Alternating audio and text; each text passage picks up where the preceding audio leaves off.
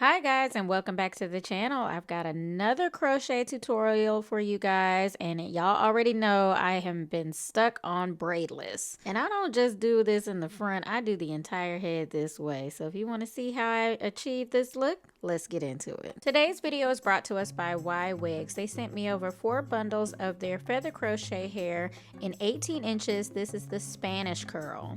Now you're probably thinking all these curly types look alike. This one is different. Don't get this confused with the Burmese. This is a bouncy curl. Now let me show you how I did this install. It's a little different than the ones I've done in the past.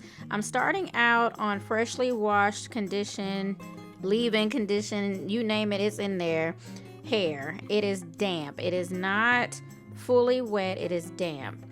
I'm going through and I'm doing the illusion braid pattern in the front. I did 5 on each side of my head. You see that price tag? Yes, it's expensive, but it's totally worth it. Y'all been with me for a while. I use this all the time. It's totally worth it. So yeah, I'm going in with the foaming wrap mousse, and that's basically just going to tame my natural hair down. I'm doing this damp because it keeps the hair as flat as possible. The last time I did this on dry hair, and my hair just kept puffing up and frizzing up underneath the install. So I decided this time it would be a good idea to try to do it on damp hair, and then I used the mousse to kind of like tame the frizz and the flyaways. It's the same mousse that we use for doing mold downs for pixies and whatnot. So same concepts apply. Illusion pattern is straightforward. All you're doing is creating your horizontal lines, and then you're breaking those lines up into boxes like you would for box braids. You're going to rubber band each section, and then as you move backward, you're going to connect all those sections together. The other upside of using the mousse is that it helps your hair dry faster. So it basically sets everything into place. Now, if you can braid, you can go ahead and just braid down the back like you normally would. But this video is for the girlies who either can't do it, won't do it, or just ain't got the skill set. What I'm doing here now is connecting the front to the back. I'm making 4 sections all the way in the back, and basically on that side you see I got 3 sections going into one, and then at the top I'm going to crisscross those 2 middle pieces so that they cross over in the middle, and I have something to work with in the middle of my head. I hate when there is a line all the way down, like a line of demarcation all the way down the middle of your head. Makes absolutely no sense to me. So I always make sure that there is one right at the crown so that when the hair falls, you have all of those gaps filled in. And again, because the hair is damp, it was easier to get it flatter and easier to part it off. I'm grabbing very small slice sections, and I'm using 2 rubber bands in the back, but as you can see, I'm only rotating them once or twice. They're not tight at all, folks, and they didn't pop at all. And because I'm working with damp hair, they're not dry. So play with that in the comments if you want to. Basically, I just continued the chain link all the way down, and even when I got to the ends, I continued rubber banding the ends so that they would be tamed as well, because what we're going to do is we're going to fold those over and hide those into the foundation. Now, if you want, you can bobby pin this, but I thought I would show you guys a technique that I use, especially now with a lot of feather crochet clients. I'm going to extend the end of that section, and then I'm going to use that extension to crochet it through the foundation, so that all I have to do when I go to take this down is fish that braid out, and it'll come right out.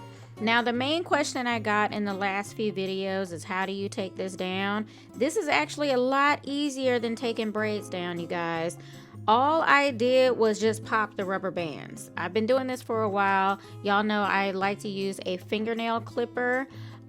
That's usually what most people have on hand, but if you can get your hands on a seam ripper, or if you can get your hands on a pair of tiny scissors, or if you can just get a pair of extra hands, somebody who can help you out with that, all you got to do is snip those rubber bands, and it's just going to loosen everything up.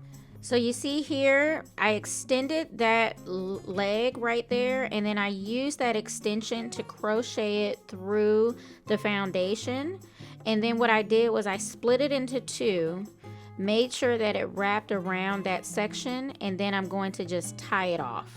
And that literally kept everything in place. I didn't have to do any sew downs.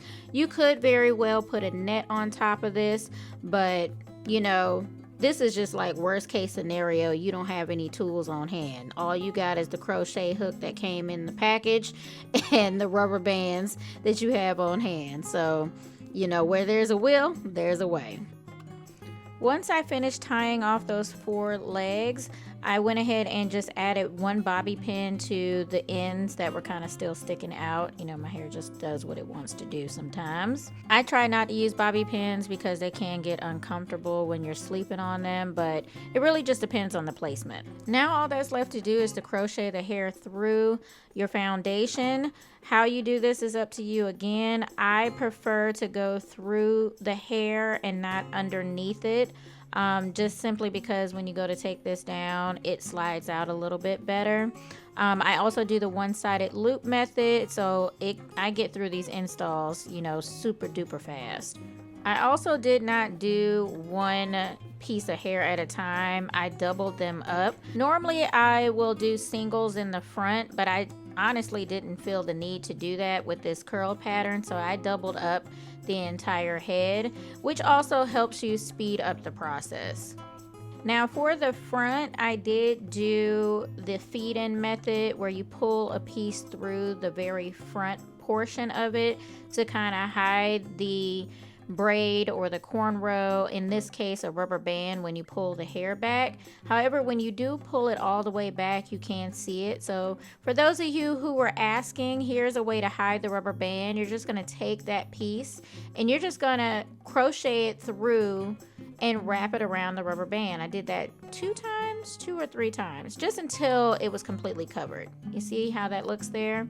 And then once you get that secured, then you can continue crocheting as usual. So here's the hair completely installed. It might have taken me tops 2 hours to do this beginning to end. This is what the hair looks like in its full length. Super pretty, very bouncy, but you know me, I get a little scissor happy.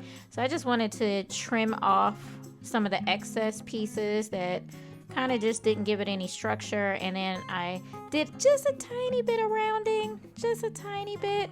I didn't want to cut too much because again, this is reusable hair, so I want to be able to reuse this later on, and I didn't want to overdo the bangs too much because I didn't know how I was going to make this middle part work. Y'all know I'm not a big fan of middle parts, but you know, I've been working it out lately and I think it's growing on me. My forehead is looking a little extra, but it's growing on me, y'all. It's also pretty hot in Texas already, so I was considering cutting this shorter, but the hair is really light and airy and flowy, so we're good to go. As always, if you learned something new, give this video a big thumbs up and share it with a friend. Special thanks to our friends over at Ywigs for sponsoring today's video. All the information you need about this hair, tools and products used will be listed in the description box below. If you're new to the channel, make sure you hit that subscribe button on your way out, and I'll catch you in the next video. Bye!